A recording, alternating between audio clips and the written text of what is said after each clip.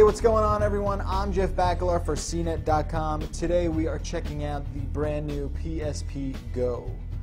Now, the PSP Go is the fourth iteration of Sony's multimedia playing handheld video game console, and the Go represents a complete PSP redesign, as almost every single aspect of the device has been slimmed down, ultimately making it even more portable than ever.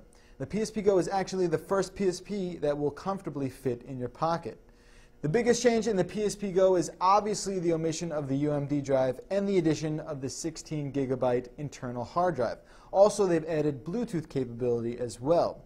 Sony is marketing the Go as a digital downloads only device, meaning you can only get games and video onto the Go by downloading them from the PlayStation Store.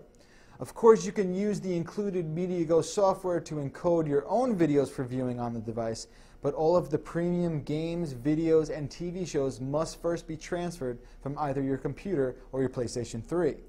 Now, the Go has also changed the memory card slot. Instead of that old Pro Duo card, you're going to now have to buy a M2 micro memory card for use with the Go.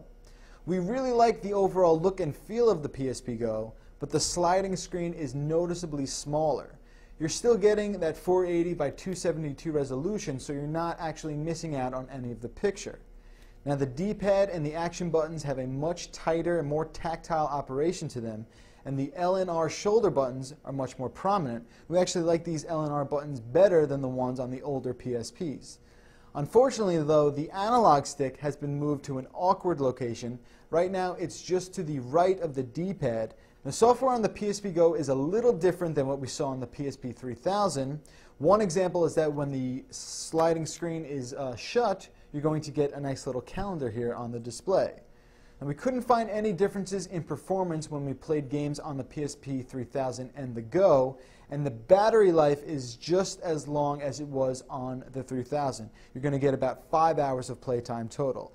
Unfortunately, though, you cannot remove the battery like you could on the 3000, and Sony did this to sort of combat the piracy that has been pretty popular with the PSP. Now, Sony plans to release bite-sized games with the platform's launch called PSP Minis.